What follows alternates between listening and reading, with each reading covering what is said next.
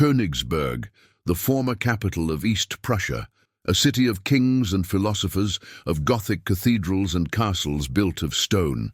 Its cobblestone streets had once witnessed glorious parades, marches of Prussian soldiers waving flags, the martial echo of drums that once heralded the power of Germany. But in 1945, that same sacred ground was covered in ashes, blood, and despair. Winter had descended upon the city like an iron fist. The Baltic wind blew icy, cutting the skin like blades. In the WWII, old houses, entire families huddled in damp basements, trying to escape the bombs that fell almost every night. The windows trembled, the lights flickered, and outside, each explosion illuminated the sky like a flash of apocalyptic lightning. The days in Königsberg had lost their color. Smoke obscured the sun, and the snow, once white, was now gray, stained with soot and blood. Children cried softly, pressed against their mothers. Old men carried weapons they could barely hold.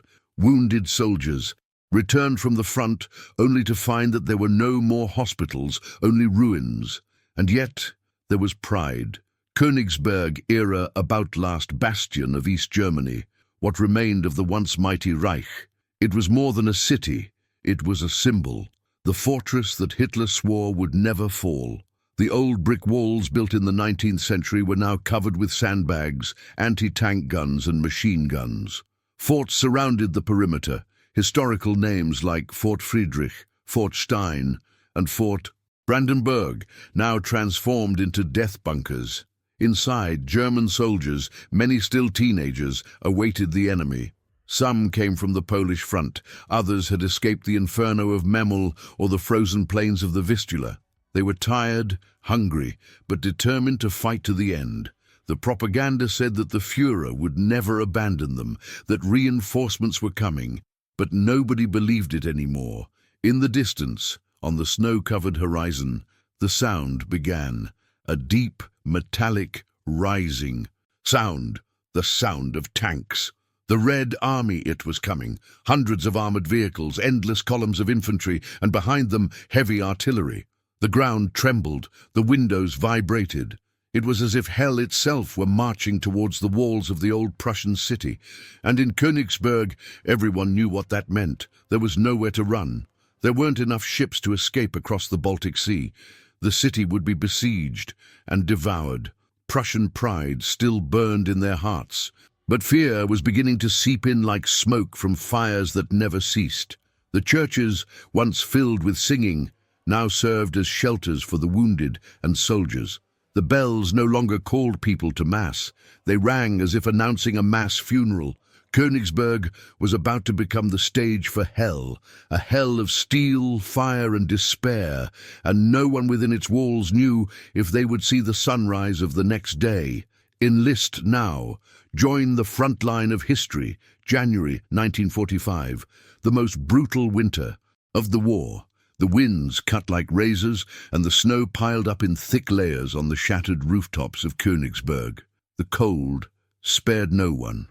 Not the soldiers, not the civilians, not the dead who lay frozen in the streets, covered only by a thin white blanket. The Red Army, they were coming in full force. The Soviet offensive in East Prussia was an unstoppable avalanche. More than 2 million men, thousands of T-34 tanks, self-propelled guns, and legions of heavy artillery. With each kilometer, the Wehrmacht retreated. The roads were clogged with destroyed cars, dead horses, and columns of refugees trying, in vain, to flee westward. Königsberg, once a proud metropolis, was now a stone and fire trap. All escape routes had been cut off. Communications with Berlin were almost dead. The city was surrounded, isolated like an island in the middle of hell. Inside the walls, life has become about survival. The food stores were empty. Soldiers ate moldy bread and horse meat. Children sifted through rubble looking for something still edible. The pharmacies had been looted. There wasn't even morphine left for the wounded. The smell of decay began to mix with the smell of smoke and burnt diesel. Soviet troops, led by Marshal Alexander Vasilevsky, they closed in like a giant hand gripping a neck. The outer forts fell one by one. The railway lines were destroyed. No train, no convoy, no plane could break through the blockade. From the top of the castle, the General Otto Lasch was observing the horizon with binoculars. The sky was covered with heavy clouds and smoke, and far away, in the reddish glow of the sunset, it was possible to see the flashes of Soviet artillery firing relentlessly.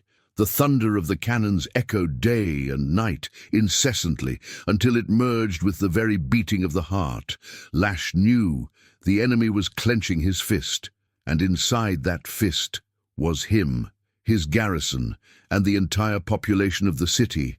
On the streets, morale was a flame that had almost been extinguished. The German troops, fragments of the Fourth Army and Volkssturm militiamen, knew that victory was impossible.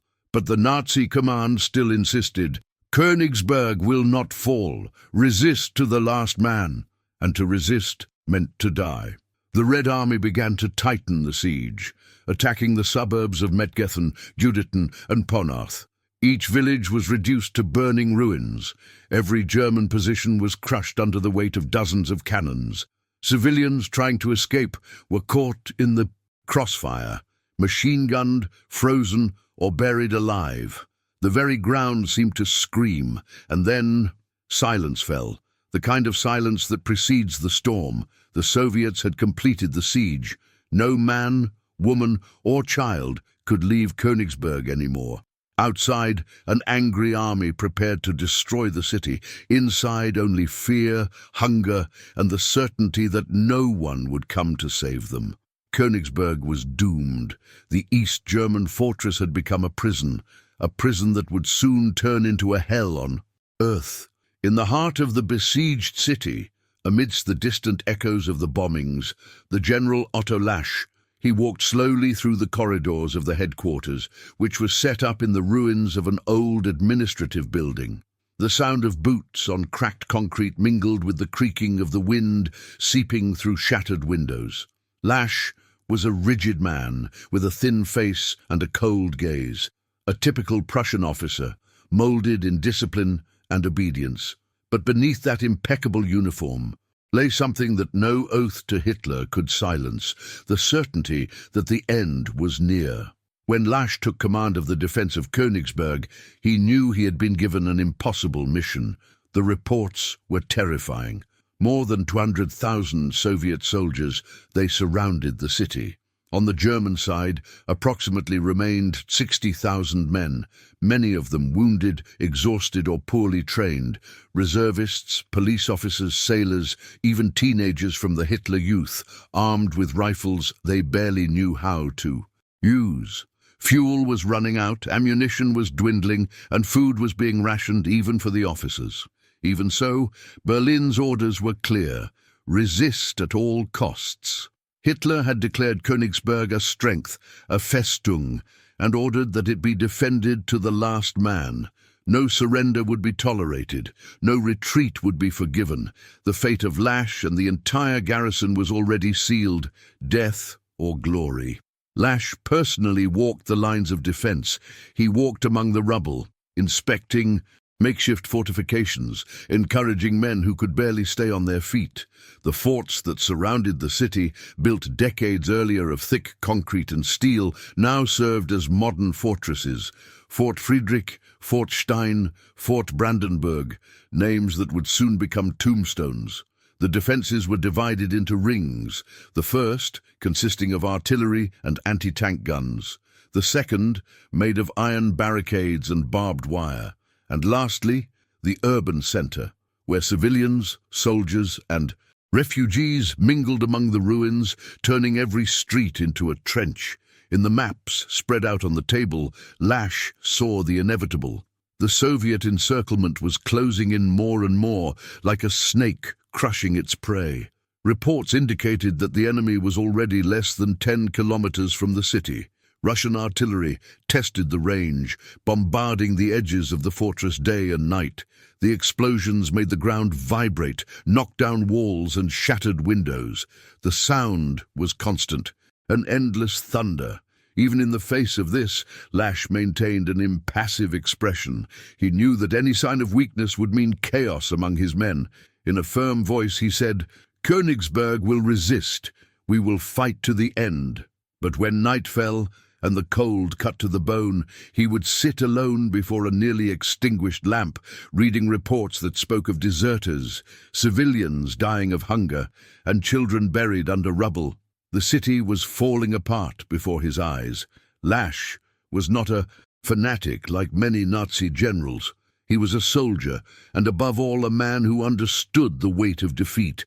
He knew that if he surrendered Königsberg, he would be considered a traitor, but if he fought to the end, he would die along with the city. It was the dilemma faced by all commanders of the Third Reich that last winter, to obey Hitler or to obey reason. However, at that time, reason no longer existed. The Reich was dying, and Lasch, along with his cursed fortress, was about to be engulfed in flames. Subscribe for more epic WW2 stories. While General Lasch was drawing his last lines of defense inside the city, another army was moving outside. Not soldiers, but desperate civilians. They were women, children, the elderly, hundreds of thousands of refugees fleeing the Soviet advance, crossing the frozen roads of East Prussia towards the Baltic Sea. What was once a land of farms and forests was now an ice graveyard. The cold was deadly. The wind was blowing so hard it was cutting through the skin. Carts creaked under the weight of all that remained of each family's life. Furniture, blankets, memories. Many pulled makeshift sleds, others simply walked and fell, never to rise again. The snow concealed bodies, and soon the living began walking over the dead. The crowd was searching the port of Pillau, the last exit to the sea. From there, ships attempted to evacuate refugees and the wounded to mainland Germany. But the sea was infested with Soviet submarines, and each voyage was a deadly gamble. The large ships, the Wilhelm Gustloff de Goethe-Stuben, they set sail crammed with souls, and many were hit by torpedoes minutes later. The icy waters became a floating cemetery. Mothers screamed for their children who disappeared under the ice. Soldiers dove in to try to save someone, but found only shadows. Inside Königsberg, the situation was equally desperate. The city was overcrowded. Every basement, every school, every church housed exhausted refugees. There were mothers who gave their last pieces of bread to their children and then lay down exhausted, never to wake up again. Hospitals had run out of medicine, and doctors were amputating limbs by candlelight with knives heated over a flame. The smell of burnt flesh and blood mingled with the smoke from the bombings. Those who managed to escape by road were met with horror. Soviet columns advanced mercilessly. There was no distinction between combatant and civilian. Machine guns swept the roads, and Soviet artillery bombarded any movement. What remained of the Wehrmacht tried to protect the columns of refugees, but they were in tatters, without fuel, without ammunition, without hope. Operation Hannibal, the massive German naval effort to evacuate civilians across the Baltic Sea, saved some but left thousands behind, and those who remained returned to Königsberg, a city that was no longer a refuge, but a trap of stone and fire. They arrived hungry, covered in ice, bringing with them stories no one wanted to hear, massacred villages, entire families missing, and the constant sound of Soviet tanks approaching like thunder. General Lasch looked at those faces, women with empty eyes, children without tears, and knew that he now held in his hands not only the fate of his soldiers, but of an entire civilian population. And Berlin, far away, was still sending insane messages: no surrender, fight to the last man. But inside the city, the fight was no longer just against the enemy. They were fighting against the cold, fighting hunger, against fear, and above all against hope itself. Königsberg, the former jewel of Prussia, was turning into a vast refugee camp awaiting death, and the worst was yet to come, because the Red Army was already preparing to launch the final storm. April 1945. All hell has broken loose over Königsberg. For weeks the Red Army had been preparing the final blow, gathering hundreds of cannons, mortars and rocket launchers. Katyusha, the augurs of Stalin, which roared like thunder and left trails of fire in the sky. In the early morning of the day, April 6th, the sound started.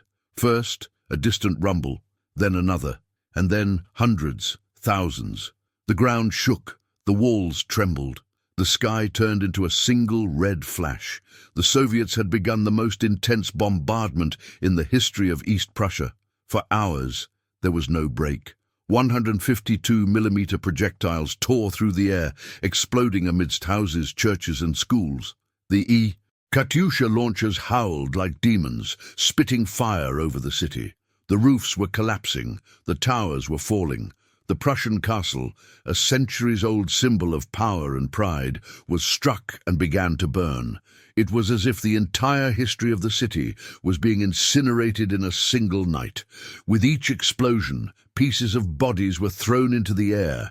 The streets were filled with debris and screams. Children covered their ears, soldiers went mad, and civilians ran in despair through the alleys, not knowing where to flee, because there was nowhere left to run. The fire consumed everything. The air became thick, almost solid, with dust, smoke, and human ashes. The underground shelters began to collapse. In a crowded basement, families prayed. The floor shook so violently that the candles went out. The noise was deafening, a symphony of destruction. Outside, the bells of Königsberg Cathedral, cracked and melted, rang on their own from the impact of the explosions, as if announcing the final judgment. O General Otto Lasch in the barracks. He observed the horror through the cracks in the windows, covered in sand and metal. The radio crackled, carrying only confused orders and terrified reports of positions being destroyed.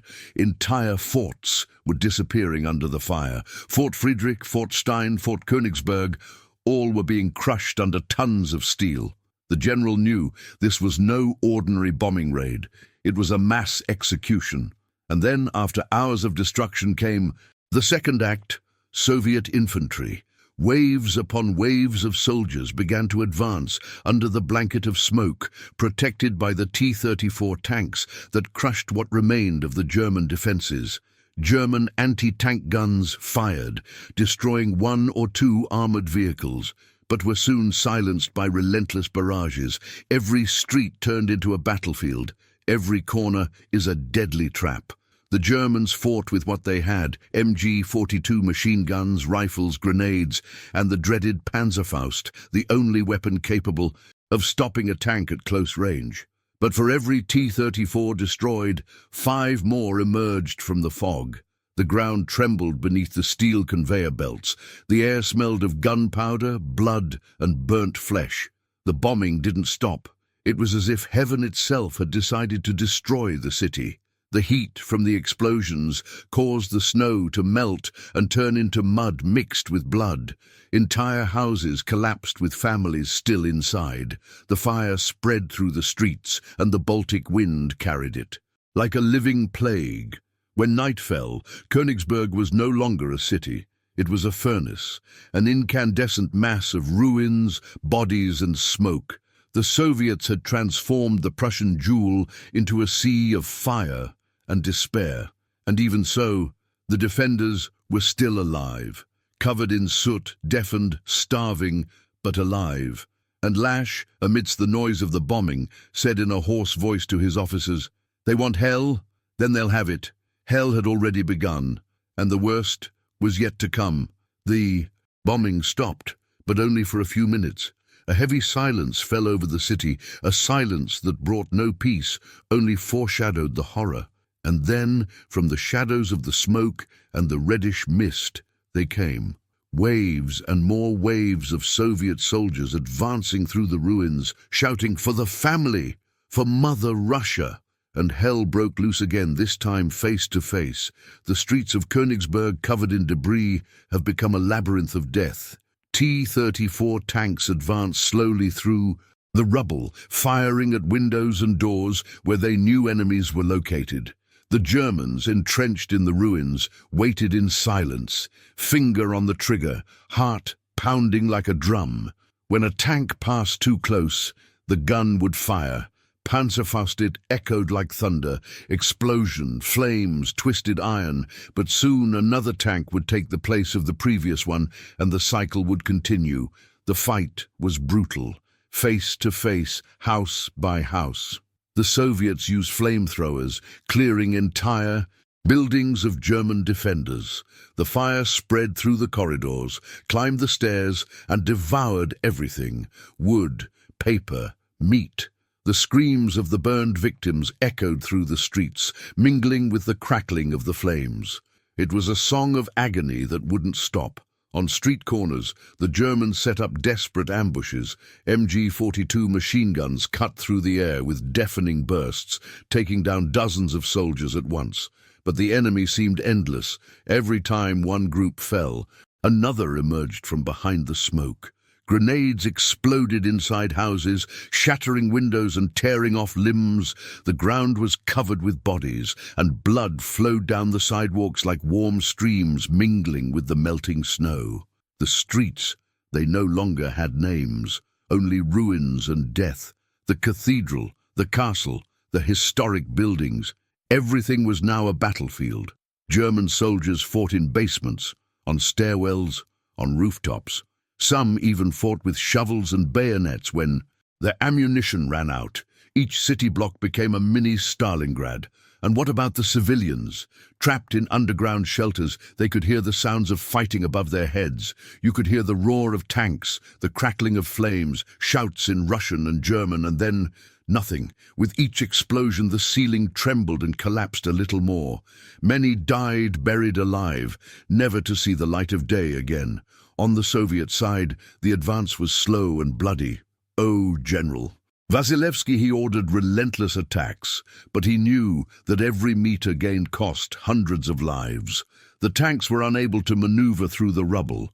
German snipers hunted down any movement. Still, the Soviets didn't stop.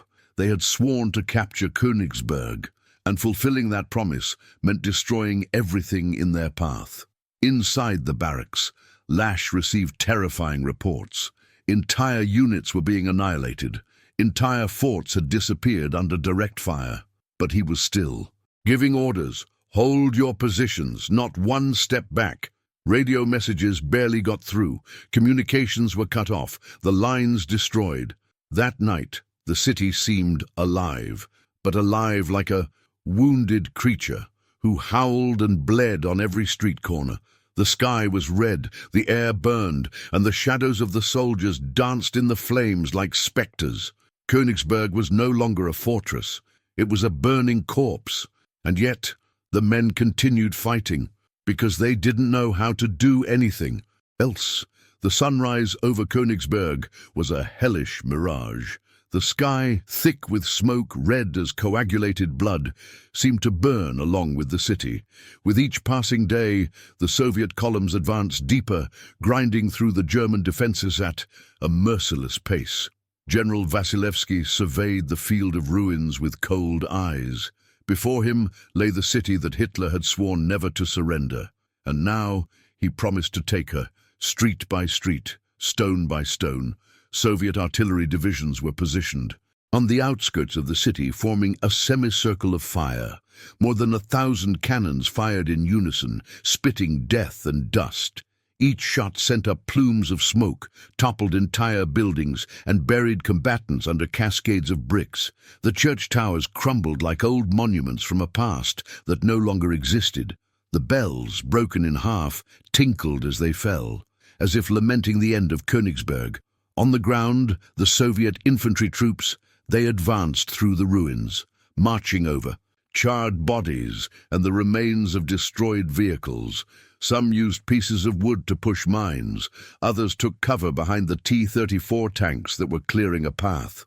The noise was deafening: explosions, gunshots, screams, and the heavy roar of engines. The whole city trembled.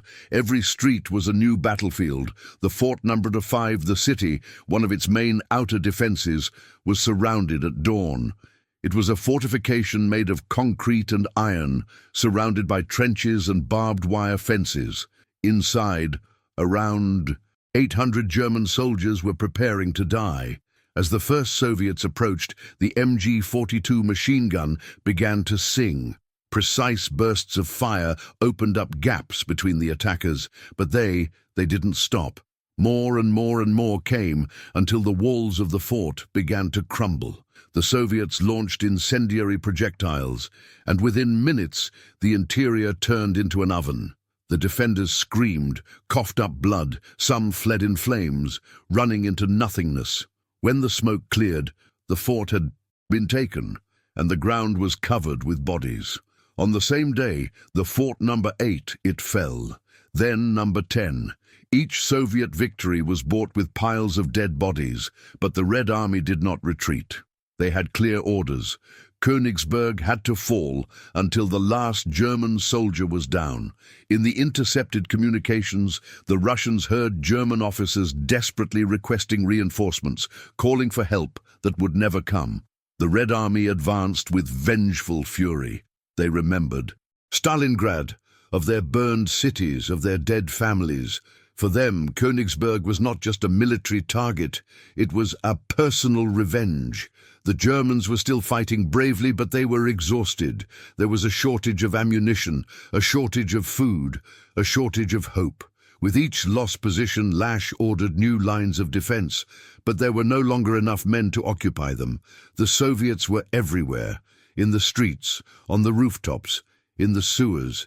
It was as if the city itself had turned against its defenders. In the barracks, the radio sound was interspersed with noise and distorted voices. "We're holding on. We're still holding on. We're still holding on." But that was a lie. Königsberg was being crushed, slowly, mercilessly. When the sun set that day, the horizon burned like a volcano. Soviet tanks moved through columns of smoke, their shadows cast against the burning ruins. Red banners began to appear over the conquered forts, and the roar of the Red Army echoed through the wreckage, announcing the end of the German stronghold. Königsberg was burning like endless hell. The air was so thick with smoke and dust that it was difficult to breathe. The city, once a symbol of Prussian culture, had become a cemetery on fire, and inside it crazed men fought like trapped beasts.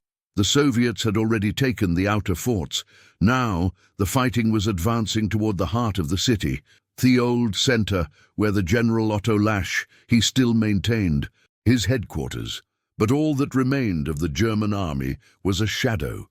Companies reduced to dozens of men, regiments without ammunition, tanks without fuel.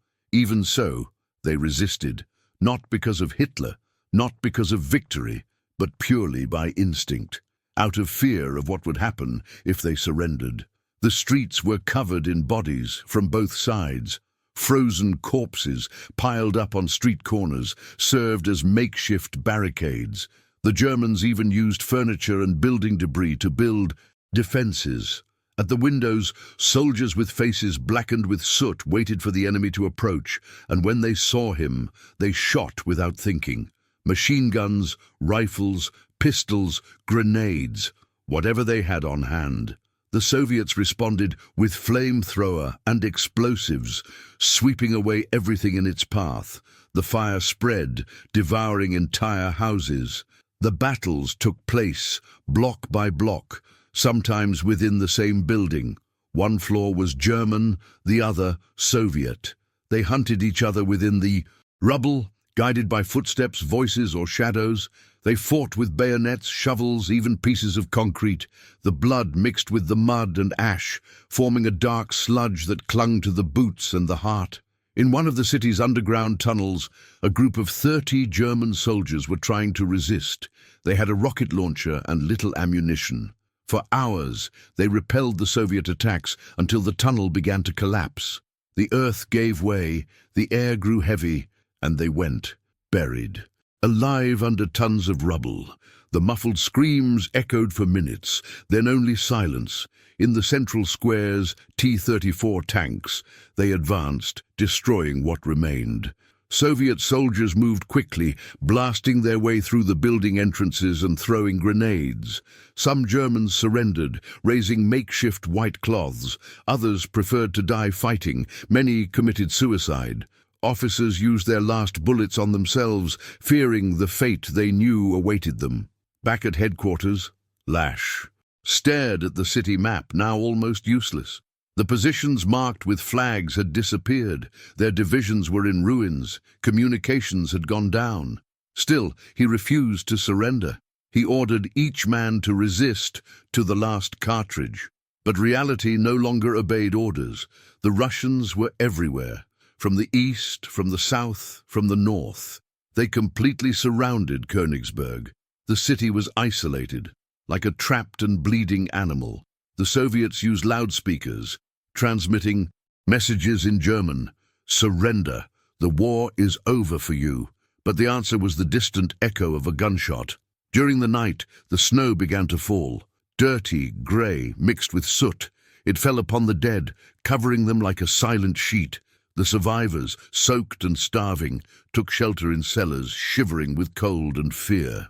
Outside, the sound of the tanks and the crackling of the flames continued unabated. Königsberg was no longer a city. It was Atumor in agony, a vivid reminder of the collapse of the Third Reich. And yet, even in the face of the inevitable, some men continued to fight, with empty eyes, trembling hands, and already broken hearts. The ordeal wasn't over yet, but the end was near. In the early hours of April 5th, 1945, dawn broke shrouded in a heavy silence, the kind of silence that only exists between bombings. But that silence was not peace. It was the breath before the final blow. On the Soviet side, the General WW2 knew Königsberg was about to fall. For days, the Red Army had advanced like an iron tide, breaking through every line of defense, devouring the city inch by inch. Now they surrounded her completely, from all sides. The siege was sealed. No planes, no trains, no messages were coming in or going out. Königsberg was alone, abandoned by the world. The Russians had cut off all the roads. The routes to Pillau, the last port of escape, were under constant fire. German trains tried to escape, but were torn apart by artillery and aircraft. In the surrounding forests, entire columns were annihilated, even before they reached the coast. Those who tried to surrender were often shot down. There was no more mercy. Inside the city, the situation was desperate. The food had run out days ago. The soldiers ate burnt remains, moldy grain and dead horses. Civilians wandered like ghosts, scavenging for whatever they could find in the rubble. Many were drinking dirty water that had melted from the snow. The smell of smoke, rot and gunpowder. It permeated the air, an odor that no wind could erase. Lasch's forces were fragmented. Some units were still fighting on instinct. Others had disappeared completely. There was no longer a battlefront, only islands of resistance surrounded by red tides. The Soviets attacked from all sides, coordinating artillery and infantry with deadly precision. Each remaining fort was crushed under a hail of projectiles. The 152mm cannons turned the walls to dust. In the underground barracks, Lasch received alarming reports. Fort 4 destroyed. Fort 7 on fire, troops isolated. The radio was crackling, communications were failing. The general was trying to reorganize the defenses, but he knew it was useless. He looked at the map on the table, red dots everywhere. Each of them represented a Soviet unit. Königsberg was surrounded like a prey, about to be devoured. The Soviets advanced with grim determination. For every soldier who fell, another took his place. They moved through the ruins with mechanical discipline, clearing buildings with flamethrowers, throwing grenades into basements, marking conquered positions with red flags. The Soviet flag began to appear above towers, churches and fortresses, as if the city itself were being painted red. Amidst this chaos, the sound from the loudspeakers echoed once more. "Attention, German soldiers! Resistance is futile. Surrender, and your lives will be spared." But in the ruins, the few remaining officers responded with fire. There was no more discipline, only despair. Some soldiers fired until their last cartridge, others fled, others surrendered in tears. There were still those who shouted, "For the fatherland," before dying, as if that could stop fate. That night, the flames took over. Königsberg Castle, a symbol of ancient Prussian glory. The medieval walls burned like torches, illuminating the sky with a reddish glow visible for miles. For many Germans, it was the sign that everything was over. Old Prussia was dying there. Under fire and iron, the siege was complete. The Soviets had closed the gates of hell, and inside them the last soldiers of the Reich were preparing to die. The night of April 9th, 1945, descended upon Königsberg like a black shroud woven by the hands of relentless fate. A funereal cloak that swallowed not only the light of day, but the last vestiges of a glorious era that dated back to the time of the Teutonic Knights, founders of the city in the distant 13th century. That which had been the pearl of East Prussia, cradle of philosophers like Immanuel Kant, whose mind illuminated the world with ideas of reason and duty, and of kings like Frederick William I, the soldier king, who molded the Prussian military spirit with iron discipline, now lay in mortal agony. Flames devoured dozens of parts of the ancient city, casting a reddish, infernal light over the colossal ruins, a spectral glow that seemed like the last agonizing gasp of a once proud civilization, built on the icy banks of the Pragal River, where Hanseatic merchants had amassed fortunes and medieval castles had defied invaders for centuries. In the damp, fetid underground shelters, hastily dug beneath the foundations of palaces that once housed the Prussian court, the few survivors, Wehrmacht soldiers in tattered uniforms soaked with dried blood, civilians who had seen their families decimated by the incessant bombing, trembled not only from the biting cold of the Prussian spring, but from the primal fear that corroded their souls like acid. The sound of the MG-42 machine guns, once the deafening roar of the German defense, had become more spaced out, almost rare, like the last gasps of a wounded animal. In its place echoed the deep, inexorable thunder of Soviet T-34 and IS-2 tanks, their tracks crushing the cobblestones of the paved streets that once saw parades of Prussian hussars under black and white flags. Hell, with its red legions, was knocking at the gates of the fortified headquarters in the heart of the old city, where the imposing Königsberg Castle once stood, crowned as a symbol of Teutonic power since 1255. General Otto Lasch, a veteran hardened by campaigns in France and Russia, commander of the garrison that Hitler had elevated to the status of an impregnable fortress, stood motionless before the devastated map spread out on the makeshift table, illuminated only by an oil lamp that flickered like a dying star. The oppressive smell of acrid smoke, rancid sweat, and burnt gunpowder filled the confined air, mingling with the stench of infected wounds festering in the dark corners. His eyes, bloodshot and surrounded by deep, dark circles from sleepless nights, scanned the points marked on the crumpled paper, positions that just weeks before had represented the proud defense of the fortress, with its 3 rings of fortifications built in the 19th century by visionary Prussian engineers, inspired by the lessons of Vauban. Forts like Grolman and Stein, unshakable, strongholds that withstood Napoleon in 1807, were now nothing but smouldering ashes and smoking craters. Every unit, the remnants of the 1st Infantry Division, the 5th Panzer Division, Volkssturm regiments composed of old men and teenagers, all destroyed, annihilated by the Soviet avalanche that had swept through East Prussia since January, when the Red Army, avenging Stalingrad and Leningrad, broke through the German lines in an offensive that swallowed entire villages. The reports that arrived, via exhausted messengers running under fire, were short and desperate, like death sentences. Out of ammunition in the western forts, 2 wounded to fight, gangrene spreading in the field hospitals. Enemy within the inner lines, tanks in the Haberberg district. The radio, once a bridge to the high command in Berlin, transmitted only static noises, ghostly echoes of orders that would never come. The telephone had been silent for days, cut by bombs that had turned the lines into webs of twisted wire. And outside, the ground trembled under the constant blows of the Katyusha artillery, the organs of Stalin that spewed rockets in infernal salvos, illuminating the night with trails of fire reminiscent of the aurora borealis, distorted by the apocalypse. Lasch knew what that meant, with the cruel clarity of a man who had fought since 1939, from the Blitzkrieg in Poland to the horrors of the Eastern Front. He knew that continuing to resist would only prolong the suffering of the few, men who still breathed, men who had marched under the Prussian eagle for generations, descendants of Junkers who forged Bismarck's Reich in 1871. But he also knew that Adolf Hitler, the Führer who had entrenched himself in the Berlin bunker, had decreed in paranoid fury Königsberg must fight to the last man, to the last bullet, to the last breath. Surrender was treason against the Aryan race, against the Teutonic blood that had run in the veins of Prussia since the medieval Crusades.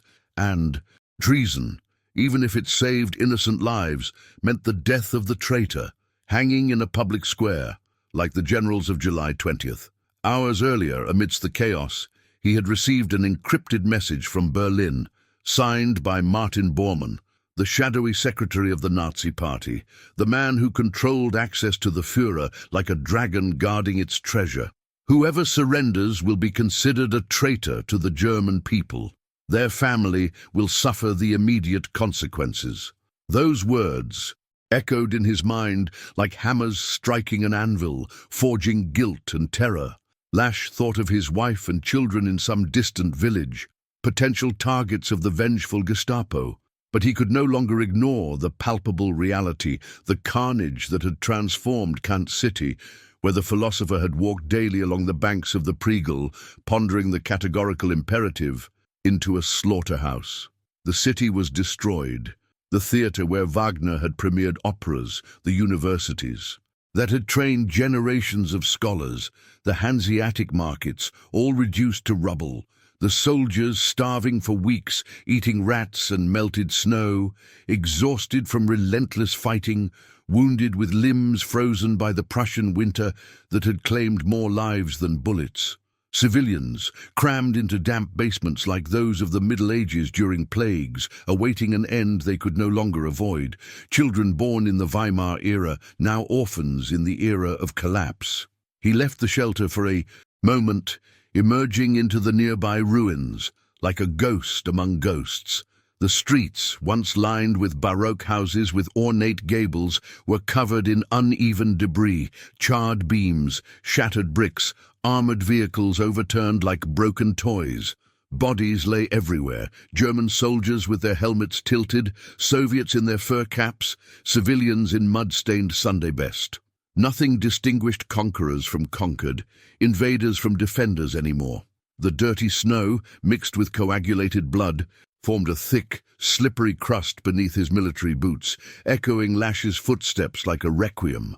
In a dark alley he saw a dead child, no more than 10 years old, clinging to the stiff body of a woman, perhaps his mother, perhaps a stranger united by ultimate despair. The child's glazed eyes stared at the grey sky, as if questioning Kantian duty in a world gone mad. Lasch's eyes filled with hot tears, but he didn't let them fall. A Prussian general doesn't cry, even when the world is falling. Apart. When he returned to the underground barracks, lit by flickering candles that cast dancing shadows on the damp walls, he made a decision he would carry with him for the rest of his life. A decision that would echo von Paulus's moral desertion at Stalingrad, but here motivated by residual humanity. He summoned his remaining officers, colonels with Iron Cross decorations, majors scarred from the Eastern Campaign, and said, in a firm but hoarse voice, like the howling wind over the Baltic, "Dunes, the city can no longer resist. The fight is over. I order unconditional surrender, not to save my own skin, but to spare what remains of our men." The officers fell into a sepulchral silence, the air heavy as lead. Some wept openly, tears cutting furrows in the soot of their faces, reminiscent of mourners at ancient Prussian funerals. Others glared at him with pure hatred, eyes blazing with Nazi fanaticism instilled since the Hitler Youth. One of them, a young SS captain, shouted in a shrill voice, "General, the Führer wouldn't allow this. This is cowardice, treason against the 1,000-year-old Reich." Lasch replied only with the calm of someone who had seen too much. "The Führer isn't here, buried in his delirious bunker, but my men are. Prussian lads who have marched since 1939, who froze in Moscow, who bled in Kursk. They have already given everything they could. One more hour of fighting would be murder, not honor." That frigid dawn, under an indifferent starry sky, he sent a courageous messenger with an improvised white flag, a torn sheet stained white by the snow. The man crawled through the ruins, dodging stray bullets, until he reached the Soviet lines. The shooting gradually ceased, like a symphony dying in dissonance. The Soviets, exhausted but triumphant, received the message and agreed to negotiate under the supervision of Marshal Vasilevsky, the brilliant strategist who had planned the operation since the previous autumn. At the pale dawn of April 10th, with the sun rising red over the Baltic horizon, General Lasch signed the unconditional surrender of Königsberg at an improvised table in a captured fort. The fortress that Hitler had sworn would never fall, the same one that had resisted the Russians in 1758 during the 7 Years' War, had fallen in 4 days of final assault, after months of siege that had isolated 130,000 defenders. The Russians captured about 90,000 German soldiers, many teenagers and old men from the Volkssturm, and liberated more than 30,000 starving, wounded, and traumatized civilians, shadows of what had once been a population of 300,000. Lasch was taken as a prisoner of relative honor, shackled but with dignity, to camps in Siberia, where he would spend years reflecting on duty and humanity. Later, in a sham trial in Allied-occupied Berlin, he would be condemned to death by Hitler, in his absence, of course, since the Führer had already committed suicide, and his family arrested by the remaining Gestapo, suffering Nazi Sippenhaft. When Soviet tanks advanced through the city center, raising red flags with hammer and sickle over the ruins of the Teutonic castle and the Gothic cathedral where Kant lay buried, a heavy silence fell over the battlefield. It was the silence of bitter victory for some, and the silence of eternal death for others. Königsberg, the jewel of East Prussia, founded as Königsberg in honor of King Ottokar's sect of Bohemia, no longer existed as a German entity. What remained was only a shadow, a heap of rubble and ghosts of a lost grandeur, echoes of Prussian marches and cathedral bells. And amidst them echoed the last sentence Lasch had uttered before being taken away, whispered to a Soviet officer who would note it in his diary. "I did not fight for Hitler and his delirium.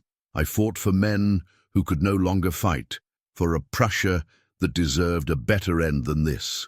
When the red flag of the Red Army was solemnly raised over the smoking ruins of Königsberg Castle, that same castle built in 1255 by the Teutonic Knights as a bulwark against the pagan Prussians, expanded by generations of Grand Masters of the Order, and which had witnessed the coronation of Frederick I as the first King of Prussia in 1701, an event that marked the birth of the kingdom that would unify Germany under Bismarck.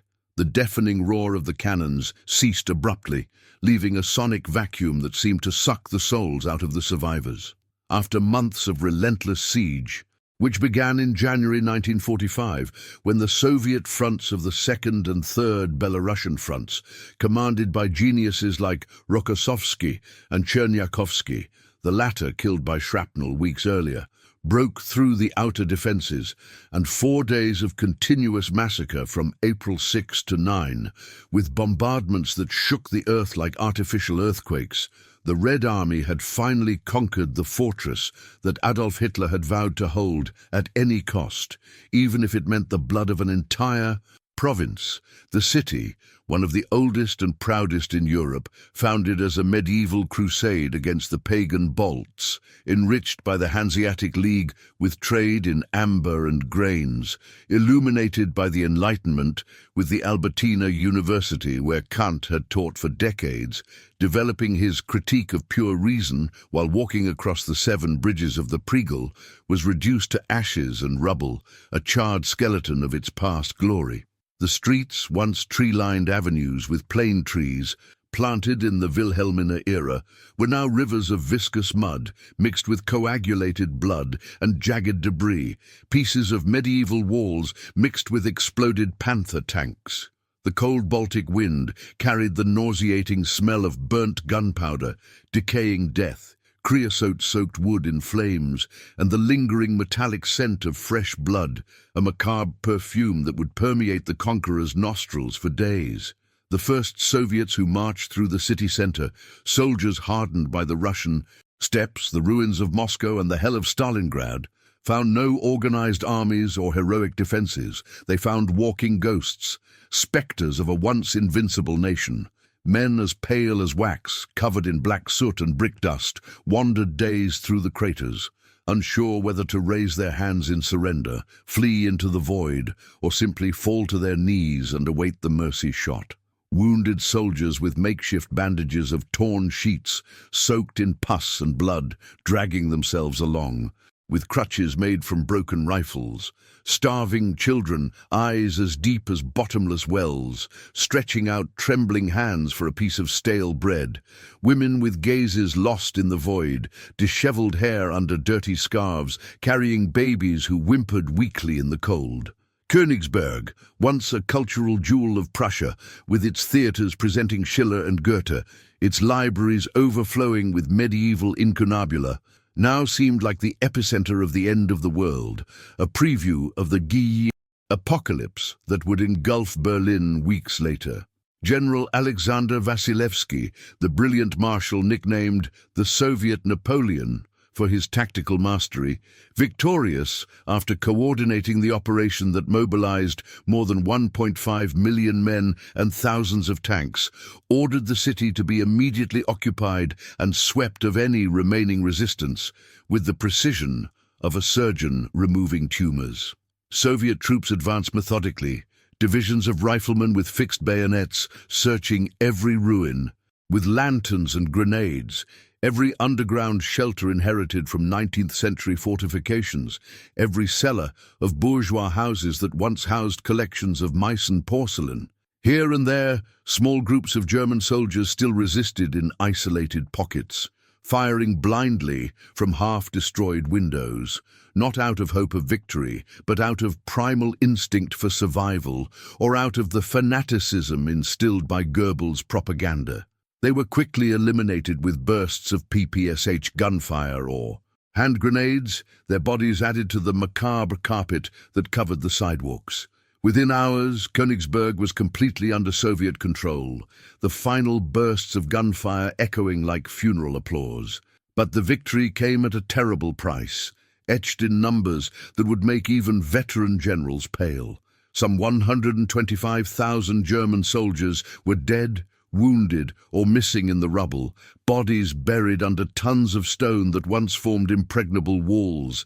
90,000 were taken prisoner, marching in disorderly columns to transit camps, many dying of hunger or typhus on forced marches eastward. On the Soviet side, it is estimated that more than 50,000 men perished in the prolonged siege and final assault, victims of German mines, hidden artillery fire, and hand-to-hand combat in the narrow streets. The streets were covered with bodies, a grotesque carpet of German Feldgrau uniforms and Soviet green Gymnastyorka uniforms, mingled under the melting spring snow, limbs twisted in frozen poses of eternal agony. The city smelled of decomposition, accelerated by the heat of the flames, of the hot iron of blood spilled in streams that stained the Pregel red. For the remaining German civilians, descendants of Teutonic settlers who crossed the Vistula in the 13th century, of Huguenots fleeing France, of Salzburgers expelled in the 18th century, hell did not end with surrender. It transformed. Without food for weeks, rationed to horse soup and mouldy bread, with no shelter beyond flooded basements, and now under the fury of the conquerors who carried in their eyes the memories of Ukrainian and Belarusian villages burned by the Einsatzgruppen, of millions massacred at Babi Yar and Majdanek. Personal vendettas began immediately. A deluge of hatred accumulated over 4 years of Nazi barbarity in the East. Mass rapes in the ruins, women dragged from shelters screaming, looting of Prussian relics, swords of Junker officers, jewels of noble families, summary executions of suspected SS or collaborators. The old Prussian nobility, with their castles and estates that shaped German militarism since Frederick the Great, disappeared under the weight of Soviet vengeance, their lineages erased in nights of terror. Königsberg Castle, where Frederick I had once been crowned in a pompous ceremony that echoed throughout Europe, marking Prussia's rise from duchy to kingdom, complete with cannon salutes and Lutheran hymns, was in irreparable ruins. Towers collapsed like fallen giants, walls cracked by 500-kilogram bombs, halls where princes had danced waltzes now open to the sky, medieval stained-glass windows shattered into colourful mosaics under the feet of soldiers. Königsberg Cathedral, the city's spiritual pride since 1333, with its Gothic towers pointing to the sky like accusing fingers, was half destroyed, covered in black soot, its broken bells echoing a final mournful toll as the wind swayed them. Inside, the tomb of Kant, the great thinker who had advocated perpetual peace in philosophical treatises, lay desecrated, an ironic symbol of what remained of East Prussia, nothing but ashes, faded memories, and the echo of ideas betrayed by war. In the following days, as spring attempted to bloom on the devastated outskirts, the Soviets raised their red banners on all the captured forts, Fort Friedrichsburg, Fort Kwedno. Patrols scoured the ruins in search of hidden or wounded survivors. Among the rubble, they found the bodies of civilians with crumpled and stained letters in their hands, farewells to loved ones in central Germany, family portraits in broken frames, smiling faces from a lost world, crucifixes clutched between stiff fingers, silent witnesses to unanswered prayers. Some were still breathing, pleading for help in hoarse whispers, in German or Russian learned at school. Others had found the only possible escape from that hell, throats cut or bullets to the temple to avoid the worst. The surrender of Königsberg sealed the irreversible fate of East Prussia, that land of lakes and forests which had been the cradle of Germany's military and aristocratic culture, the sacred ground where Clausewitz wrote, "On War," where Junkers forged the spirit of obedience that built empires. The Prussian heartland of figures like Kant, who revolutionized philosophy, Frederick the Great, the philosopher king who conquered Silesia with genius, or Blücher, the hero of Waterloo, ceased to exist as a German entity. The region would later be annexed to the Soviet Union by the Potsdam Conference, emptied of its Germanic population in mass expulsions that would claim hundreds of thousands in death marches through the winter, and renamed Kaliningrad in honor of the Soviet politician Mikhail Kalinin, a Stalinist bureaucrat with no connection to the land, a new name to erase the Teutonic past, to Russify streets that were once called Königstrasse, and to build grey blocks over medieval tombs. For the Soviets, the victory was more than military. It was symbolic, cathartic, the culmination of a revenge that had begun with Operation Barbarossa in 1941. Königsberg was the ghost of the Prussian Empire, the same empire that, for centuries, had threatened the Slavic East. From the Teutonic invasions in the 13th century, through the partitions of Poland in the 18th century, to the German unification that had alarmed the Tsars. Now, the ghost was exorcised, buried under red flags. The Soviet reporter Wassily Grossman, who followed the advance with his sharp pen, wrote in notes that would echo in his books, "There is no city, only ashes, craters, and the smell of death that permeates everything. But under these ashes, the revenge of Stalingrad, of Leningrad, of millions of anonymous graves along the way, is born." And so, amidst the acrid smoke and the penetrating cold reminiscent of Prussian winters of yesteryear, with the cracked walls of the ramparts reflecting the blood red of the victorious flags, old Prussia finally died. Its traditions of discipline and honor, perverted by Nazism, dissolved into chaos. And from its ashes the world would see a new frontier born. Kaliningrad, a Soviet enclave in the Baltic, a city that emerged from the darkness of hell to serve as an eternal sentinel against the West, a reminder that empires fall, and with them, entire eras. Within the agonizing bowels of Königsberg, hell had materialized in its rawest and most visceral form, an urban pandemonium that had transformed the medieval city into a labyrinth of slow death. The outer siege, that ring of steel forged since January 1945, when the German panzer divisions were crushed on the frozen plains of Prussia, had closed completely like an implacable claw. Now, the fighting moved through the veins and arteries of the city, block by block, building by building, room by room. What were once elegant streets lined with Baroque buildings erected in the 18th century during the reign of Frederick William I, squares full of life with ornate fountains and markets, where Baltic amber had been sold since the Hanseatic era, had become narrow corridors of death, deadly traps where every shadow could conceal a sniper or a grenade. The German soldiers, exhausted beyond human comprehension, men who had marched since the invasion of Poland in 1939, survived the Russian winter of 1941, retreated from Moscow and Kursk, covered in black soot and plaster dust, used everything they could get their hands on in a desperate defense that echoed the last stand of ancient cities like Carthage or Jerusalem, rusty Kar-98K rifles, improvised grenades, even Molotov cocktails made from schnapps bottles and fuel stolen from abandoned Tiger tanks, whose once invincible armor now lay overturned on the barricades. In the broken windows of bourgeois houses and in the damp basements inherited from the Teutonic fortifications, MG-42 machine guns, the dreaded ribsaws, roared intermittently, spitting fire in bursts of 1,200 rounds per minute against the Soviets who advanced meter by meter, crawling over the bodies of fallen comrades. The streets were riddled with deep craters dug by 1,000-kilogram bombs, rubble piled into makeshift barricades, and bloated bodies that served as macabre cover, the air thick with flies, even in the April cold.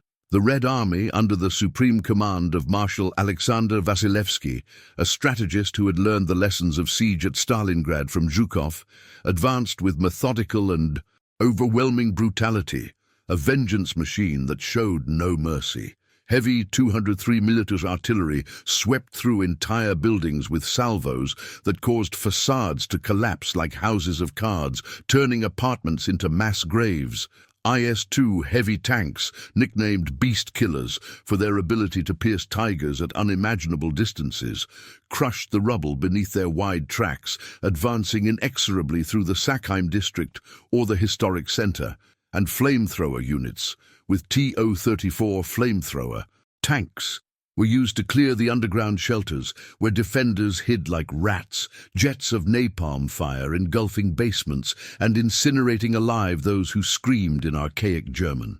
The smell of burnt flesh, a sweet, nauseating odor reminiscent of roast pork mixed with melted rubber, mingled with the biting April cold, the dust of pulverized bricks and damp gunpowder, creating an olfactory symphony of horror that would haunt the survivors for decades. Women and the elderly, remnants of a population that included descendants of Huguenots and Salzburgers who had taken refuge centuries before, sheltered in dark, stuffy basements, quietly reciting Lutheran hymns while the fighting echoed above like divine thunder. The ground trembled with each explosion, walls cracked, releasing suffocating dust like quicksand, and makeshift lamps flickered, revealing terrified faces, children clutching ragtag dolls, old men murmuring memories of the Great War of 1914. And outside, in the streets, transformed into canyons of ruins, German soldiers shouted for Königsberg or for das Vaterland, a cry that no longer represented patriotic hope, but pure stubbornness in the face of inevitable destruction, an echo of the Prussian spirit forged by generations of discipline since the Scharnhorst reforms after Jena in 1806. Königsberg became an urban extermination camp. Every block was fiercely contested. Soviet fighters advanced and were repelled by Hitler Youth teenagers and Waffen-SS veterans hiding in the sewers. The city map turned into a bloody chessboard where every meter cost dozens of lives. In April 1945, exhausted and starving, the German defenders resisted under Hitler's fanatical orders. Women, the elderly and civilians were dragged into combat as the city crumbled under 5,000 tons of Soviet bombs. The streets became tunnels of fire and bodies. The Pregel River ran red. After 88 days of hell, the General Otto Lasch surrendered in April 9th, bringing an end to the ordeal. Königsberg, the cradle of Prussian culture, was reduced to ruins and renamed Kaliningrad under Soviet rule. Thus disappeared the last bastion of Prussia, swallowed by fire, defeat, and silence.